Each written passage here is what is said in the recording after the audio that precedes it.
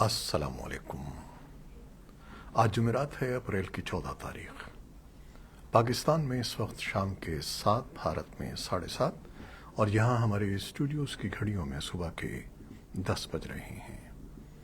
Voice of America Washington کی Urdu service سے میں ہوں خالد حمید، خبروں کے ایک بلیٹن کے ساتھ۔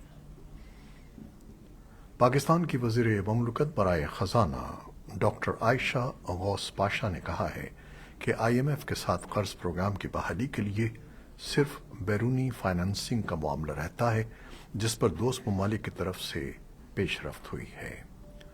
انہوں نے وائس آف امریکہ کو دیے گئے خصوصی انٹرویو میں کہا کہ سعودی عرب نے $2 ارب کی فراہمی کی یقین دہانی کروا دی ہے، اور امید ہے کہ متحدہ عرب امارات سے بھی اس ضمن میں جلد اعلان ہو جائے گا۔ انہوں نے بتایا کہ آئی ایم ایف چاہتا ہے کہ یہ ممالک انہیں پاکستان کو مالیاتی فنڈ کی فراہمی کی براہ راست یقین دہانی کروائیں، اور اس عمل کے مکمل ہوتے ہی اسٹاف لیول معاہدہ ہو جائے گا۔ اور عالمی مالیاتی ادارے سے بات چیت کے بارے میں تازہ ترین خبر یہ ہے کہ وزیر خزانہ Ishaq Dar I am F کی ڈپٹی مینیجنگ ڈائریکٹر محترمہ اینٹیونیٹ سیا سے ورچوئل ملاقات کر رہے ہیں۔ اس ملاقات کے علاوہ وزیر خزانہ عالمی بینک کے نائب صدر سے ایک اور ورچوئل میٹنگ کریں گے۔ اس بارے میں مزید تفصیلات ابھی آ رہی ہیں۔ قومی اسمبلی کی قائمہ کمیٹی برائے خزانہ نے پنجاب اور خیبر پختونخوا میں انتخابات کے لیے الیکشن کمیشن کو 21 ارب روپے دینے کا بل مسترد کر دیا ہے۔ سپریم کورٹ آف پاکستان نے حکومت کو ہدایت کی تھی کہ انتخابات کے انعقاد کے لیے الیکشن کمیشن آف پاکستان کو 10 اپریل تک 21 ارب روپے فراہم کیے جائیں، تاہم مذکورہ ڈیڈ لائن گزر جانے کے باوجود حکومت کی جانب سے الیکشن کمیشن کو رقم فراہم نہیں کی گئی ہے۔ اس حوالے سے جمعرات کو قومی اسمبلی کی قائمہ کمیٹی برائے خزانہ کا اجلاس مسلم لیگ نون کے رکن قومی اسمبلی قیصر احمد شیخ کی زیر صدارت ہوا۔ اجلاس کے دوران وزیر مملکت برائے خزانہ عائشہ غوث پاشا نے بتایا کہ پہلے سے مختص شدہ فنڈز کے علاوہ فنڈز جاری کرنا عالمی مالیاتی ادارے سے معاہدے کی خلاف ورزی ہوگا۔ ان کا کہنا تھا کہ حکومت اس وقت آئی ایم ایف کے ساتھ ایک انتہائی مشکل معاہدہ کرنے پر مجبور ہے، اور ایسے میں اضافی فنڈز جاری کرنا ممکن نہیں ہے۔ بعد ازاں قائمہ کمیٹی نے کثرت رائے سے بل مسترد کر دیا۔ وفاقی وزیر خزانہ اسحاق ڈار نے پیر کو قومی اسمبلی اور سینٹ میں الیکشن کمیشن کو فنڈز فراہم کرنے کا بل پیش کیا تھا، تاہم دونوں ایوانوں کے اجلاس اسی روز ملتوی کر دیے گئے تھے۔ الیکشن کمیشن آف پاکستان نے بھی سپریم کورٹ میں یہ رپورٹ جمع کرائی تھی کہ متعلقہ حکام نے انتخابات کے انعقاد کے لیے 10 اپریل تک فنڈز جاری نہیں کیے۔ مردان کی خان عبد الولی خان یونیورسٹی کے طالب علم مشال خان کو ہجوم کے ہاتھوں قتل ہوئے آج 6 سال گزر چکے ہیں۔ اگرچہ کیس کی سماعت کے بعد عدالت نے قتل کے مقدمے میں ایک شخص کو سزائے موت اور 5 دیگر کو عمر قید کی سزا سنائی تھی، لیکن مبصرین کے مطابق ملک میں توہین مذہب کے قوانین کے غلط استعمال کو روکنے میں اب تک کوئی ٹھوس پیش رفت نظر نہیں آتی۔ تجزیہ کاروں کا کہنا ہے کہ توہین مذہب پاکستان میں ایک قابل سزا جرم ہے، اور اس میں سب سے بڑی سزا موت کی سزا ہے، لیکن درجنوں واقعات میں ان قوانین کو ذاتی دشمنی میں غلط طور پر استعمال کر کے مخالفین کو نشانہ بنایا گیا ہے۔ حال ہی میں قومی اسمبلی نے توہین مذہب کے قوانین میں مزید ترمیم کرتے ہوئے دعویٰ کیا کہ اس سے ملک میں فرقہ واریت کو ختم کرنے میں مدد ملے گی۔ تاہم human rights commission of Pakistan نے اس ترمیم پر تشویش کا اظہار کرتے ہوئے کہا تھا کہ اس سے ملک میں مذہبی اقلیتوں اور فرقوں کا مزید استحصال ہوگا۔ پاکستان کے وزیر دفاع خواجہ آصف نے افغان طالبان کو خبردار کیا ہے کہ اگر وہ پاکستان مخالف عسکریت پسندوں کو قابو کرنے میں ناکام رہے تو اسلام آباد افغانستان کے اندر دہشت گردوں کے ٹھکانوں پر حملہ کرے گا۔ وائس آف امریکہ کے ساتھ ایک انٹرویو میں خواجہ آصف نے کہا کہ فروری کے آخر میں انہوں نے اپنے دورے افغانستان میں طالبان رہنماؤں کو یاد دلایا تھا کہ وہ سرحد پار سیکیورٹی کے اپنے وعدوں پر عمل کریں۔ وزیر دفاع نے دعویٰ کیا کہ حالیہ انتباہ کا طالبان قیادت نے مثبت جواب دیا ہے۔ خواجہ آصف کا مزید کہنا تھا کہ انہیں یقین ہے کہ افغان طالبان خود کو ٹی ٹی پی سے دور کرنے کی کوشش کر رہے ہیں۔ اگست سن 2021 میں افغانستان میں طالبان کے اقتدار کے بعد سے پاکستان میں ٹی ٹی پی کے حملوں میں اضافہ ہوا ہے۔ طالبان حکومت کے قائم مقام وزیر خارجہ آج جمعرات کو ازبکستان کے شہر سمرقند پہنچ گئے ہیں۔ وہ سمرقند میں افغانستان کے پڑوسی ممالک کے وزرائے خارجہ کے چوتھے اجلاس میں شرکت کریں گے۔ ازبکستان کی وزارت خارجہ کا کہنا ہے کہ 13 اپریل سن 2023 کو سمرقند افغانستان کے پڑوسی ممالک کے وزرائے خارجہ کے اجلاس کی میزبانی کرے گا، جس میں پاکستان، چین، ایران، روس، تاجکستان، ترکمانستان اور ازبکستان کے وزرائے خارجہ افغانستان کی موجودہ صورتحال کا جائزہ لیں گے۔ ازبکستان کی وزارت خارجہ کے مطابق چین اور روس کے وزرائے خارجہ جمعرات کو الصبح سمرقند پہنچے۔ اس کے علاوہ 14 اپریل سن 2023 کو دولت مشترکہ کی آزاد ریاستوں کے وزرائے خارجہ کی کونسل کا اجلاس سمرقند میں متوقع ہے، جس میں Uzbekistan, Azerbaijan, Armenia, Belarus, Kazakhstan, Kyrgyz جمہوریہ، روس اور تاجکستان کے وفود شرکت کریں گے۔ وہ بین الاقوامی ایجنڈے اور سی آئی ایس کے اندر تعاون کے امور پر تبادلہ خیال کریں گے۔ طالبان کی سیکیورٹی فورسز نے گزشتہ رات کابل کے ضلع 8 کارتن-9 کے علاقے میں داعش خراسان کے ٹھکانے کے خلاف ایک اور آپریشن کیا۔ طالبان حکومت کے ترجمان ذبیح اللہ مجاہد کا کہنا ہے کہ طالبان کے خصوصی دستوں کی گزشتہ رات کی کارروائیوں میں داعش خراسان کے 2 جنگجو مارے گئے۔ کینیڈا کے امیگریشن، پناہ گزینوں اور شہریت کے وزیر شان فریزر نے آج اعلان کیا کہ کینیڈا نے اگست سن 2021 سے اب تک 30,000 سے زیادہ افغان مہاجرین کو خوش آمدید کہا ہے۔ تازہ ترین نووارد پاکستان سے چارٹر فلائٹ پر ٹورانٹو، اونٹاریو پہنچے اور ان میں وہ افغان بھی شامل ہیں جنہوں نے کینیڈا کے مشن کی حمایت کی ہے۔ کینیڈا بھر کی کمیونٹیز افغانوں کا خیر مقدم کر رہی ہیں اور نئے گھروں میں آباد ہونے میں ان کی مدد کر رہی ہیں۔ کینیڈا حکومت اس سال کے آخر تک کم از کم 40,000 افغان شہریوں کو دوبارہ آباد کرنے کے لیے کام کر رہی ہے۔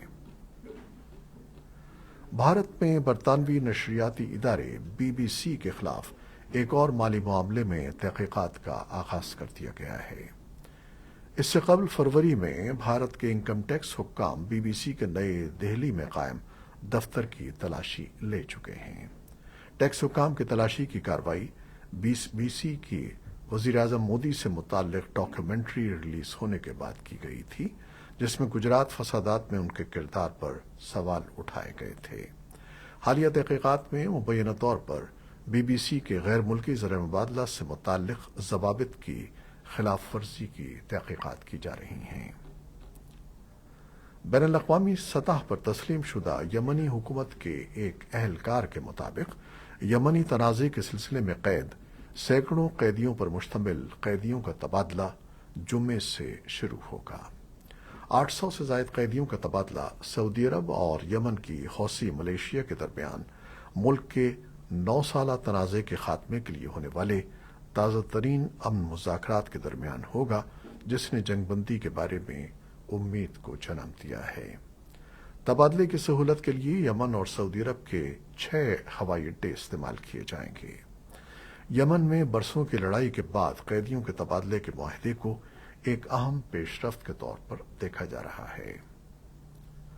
سعودی عرب اور شام کے درمیان لگ بھگ 11 برس بعد سفارتی تعلقات بحال کرنے پر اتفاق ہو گیا ہے۔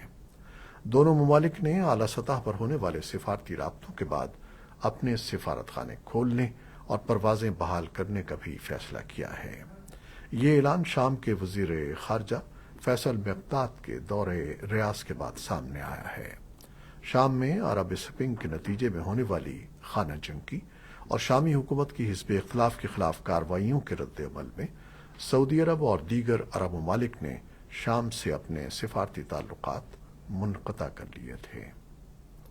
قطر اور بحرین نے بھی بدھ کو دیر گئے اعلان کیا کہ انہوں نے طویل عرصے سے جاری سفارتی تنازع کو ختم کرتے ہوئے تعلقات کی بحالی پر اتفاق کیا ہے۔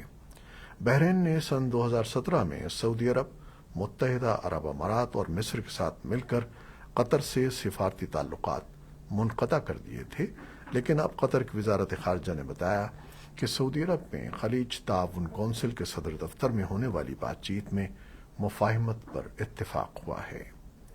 وزارت خارجہ کے ایک بیان میں کہا گیا ہے کہ دونوں پڑوسیوں نے اقوام متحدہ کے چارٹر کے اصولوں کے مطابق سفارتی تعلقات بحال کرنے کا فیصلہ کیا ہے۔ قطر بحرین مفاہمت تنازعات کو حل کرنے کے لیے علاقائی کوششوں کے ایک سلسلے کے درمیان ہوئی ہے۔ روایتی حریف سعودی عرب اور ایران نے بھی گزشتہ ماہ باضابطہ طور پر تعلقات منقطع ہونے کے 7 سال بعد تعلقات بحال کرنے پر اتفاق کیا تھا۔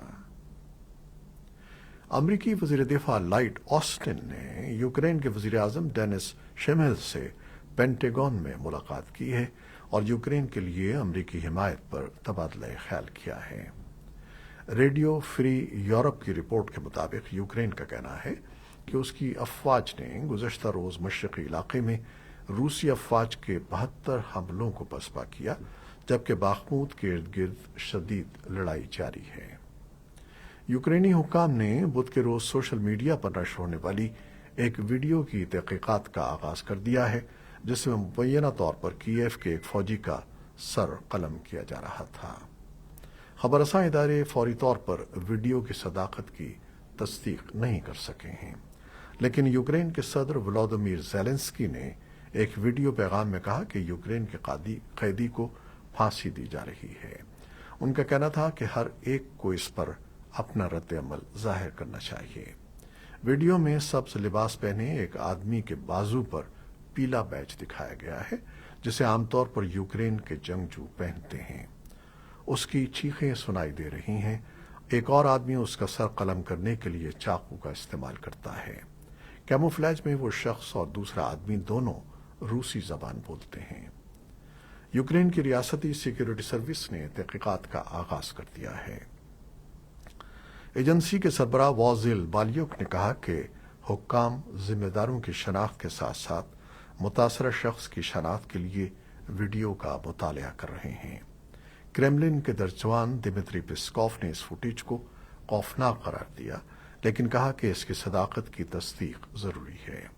یوکرین کے انسانی حقوق کے سربراہ دمیترو لوبینٹس نے کہا کہ وہ اقوام متحدہ کی انسانی حقوق کمیٹی سے تحقیقات کی درخواست کریں گے۔ امریکہ کے صدر جو بائیڈن آج آئرلینڈ کی پارلیمنٹ سے خطاب کریں گے۔ صدر بائیڈن نے شمالی آئرلینڈ سے اپنے دورے کا آغاز کیا تھا اور اب وہ آئرلینڈ کے دورے پر پہنچ رہے ہیں۔ صدر بائیڈن کے ننھیال کا آبائی تعلق آئرلینڈ سے ہے اور اس دورے میں انہوں نے اپنے آبائی گھر کا دورہ بھی کیا ہے۔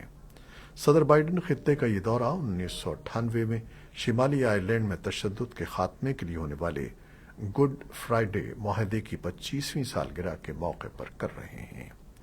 جو بائیڈن نے بدھ کو بیلفاسٹ میں ایک تقریب سے خطاب کرتے ہوئے خطے میں امریکی سرمایہ کاری کے عزم کا اظہار کیا۔ امریکی سینٹرل کمانڈ نے کہا ہے کہ ہفتے کے روز مشرقی شام میں ایک امریکی چھاپے میں داعش کے ایک کارکن اور اس کے 2 ساتھیوں کو گرفتار کر لیا گیا۔ سینٹ کام کے ایک بیان میں بدھ کے روز گرفتار ہونے والے کی شناخت حذیفہ الیمنی کے طور پر کی گئی ہے، جو داعش کو حملے میں مدد فراہم کرتا تھا۔ بیان میں کہا گیا ہے کہ حذیفہ الیمنی اور اس کے ساتھیوں کی گرفتاری تنظیم کی سازش اور کارروائیوں کی صلاحیتوں کے لیے ایک دھچکا ہے۔ گزشتہ ہفتے امریکی فوج نے بتایا تھا کہ اس نے ایک فضائی حملہ کیا ہے جس میں خالد عید احمد الجبوری ہلاک ہوا۔ اس کی شناخت دہشت گرد گروپ کے سینئر رہنما کے طور پر کی گئی، جو یورپ میں داعش کے حملوں اور داعش کی قیادت کے لیے منصوبے تیار کرتا تھا۔ یہ تھیں وہ خبریں جو فیس بک لائیو پر ہم نے آپ کے لیے پیش کی۔ ہماری ویب سائٹ، یوٹیوب اور پوڈ کاسٹ پر یہ بلیٹن آپ کے لیے پوسٹ کر دیا جاتا ہے۔